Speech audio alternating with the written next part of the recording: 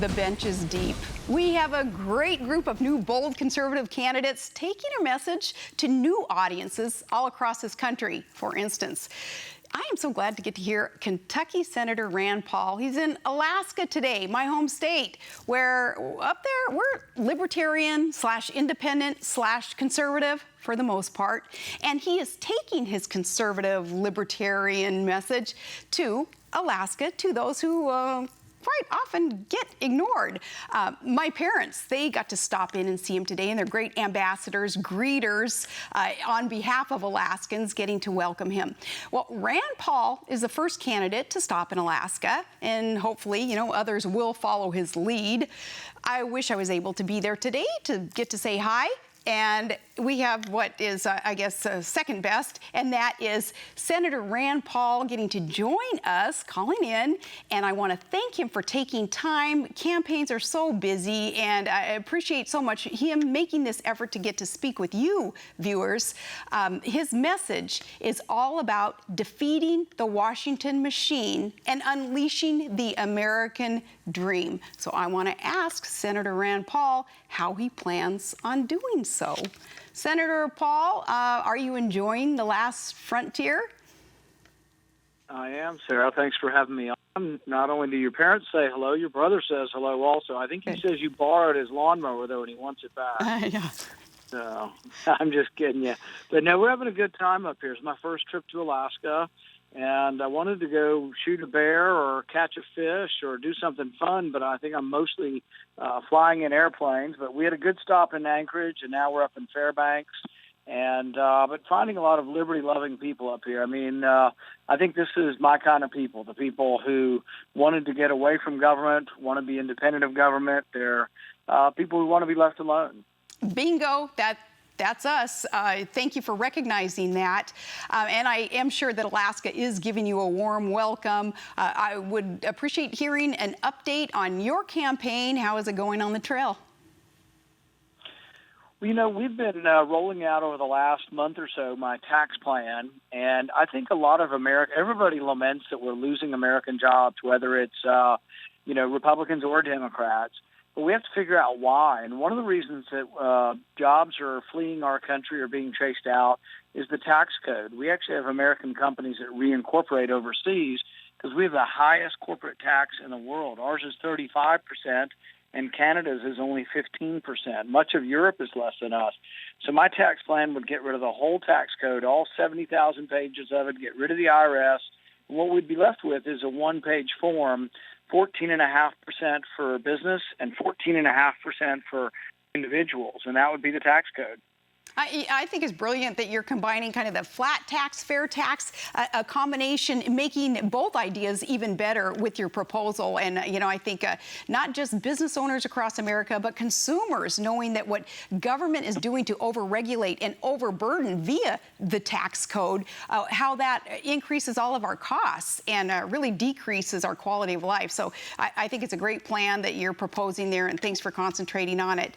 I want to ask you something. And one of the things we've added into it, Sarah, also that nobody else has ever done is we've added in that we got rid of the payroll tax. So if you make $40,000 a year, you don't pay much in income tax. What would happen is you'd get $2,000 more in your check each month or each year by not having to pay payroll tax. The payroll tax would come out of the business tax. And we think this is a way to get working class and business class on the same side wanting lower taxes. Okay, that is great. And speaking of people coming together, getting it together to understand the beauty of we being able to keep more of the fruits of our labor and prioritize where we want our money to go, because we can do it a lot better than politicians, and some far-off bureaucracy can do, Rand. Do millennials, and I know that you have a great following of the younger generation, very independent Americans in that millennial demographic, do you think that they understand, too, the beauty of the free market, lower taxes, how that does increase quality of life for everyone? I think in the beginning what they understand is they want to be left alone. You leave your parents' house and you want to have independence. And so they do want to be their own person. And I don't think they like President Obama collecting all their phone records. They don't yet have money. They don't yet have jobs often, and they don't have the ability really to understand the tax code is bad or regulatory code is bad because they're not making that much money.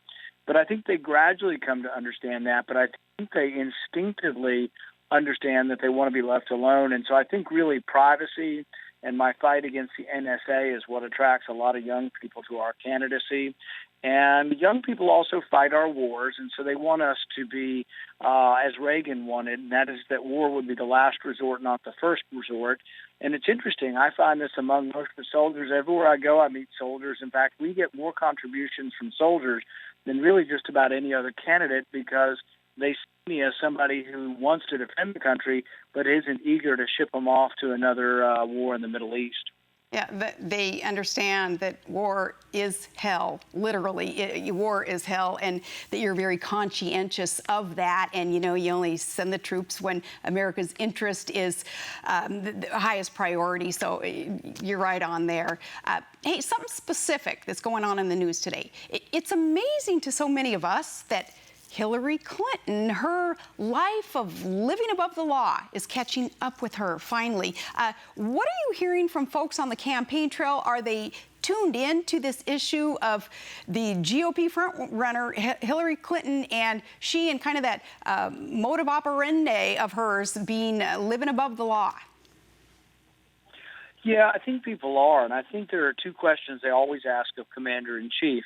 You want your commander-in-chief to be concerned about national security, and if you use an email server that's not secure, it shows really lack of judgment, and we worry about if we had a commander-in-chief that wasn't doing all the things properly to try to keep us safe and would reveal things through an email server that was unsecure, you wonder whether that would be a good commander-in-chief. And I think the second thing they ask me about, mostly about Hillary Clinton, is for 9 months, they requested more security in Benghazi, and she denied that security.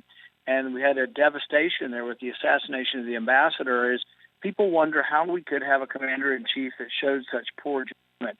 So I think the emails and Benghazi showed such poor judgment that I don't think in the end people are going to want a commander-in-chief that's already had such a bad track record. Yeah. By the way, I received an email this morning from a cousin of mine. He's sending his son off to boot camp, and he reminded me that what the troops want, all military personnel, what they have desired and craved is just the truth from a commander-in-chief, and they don't feel that they've been getting the truth from the commander-in-chief, nor the people that he would choose to put in these positions of power, like Secretary Clinton at the time. So you're absolutely right about that character that is needed in the commander-in-chief. Rand Paul, what is next for you? Where do you go next? Is your message shaped according to where it is you go, or are you just consistently pro-private sector, putting your faith back in the American people to make it great again? How are you shaping the message? Well, the message of limited government, balanced budget, same message that you endorsed in 2010, helping me to get to the Senate in the first place. But one of the things I talk a lot about, and I tend to talk even more about out here, is private property.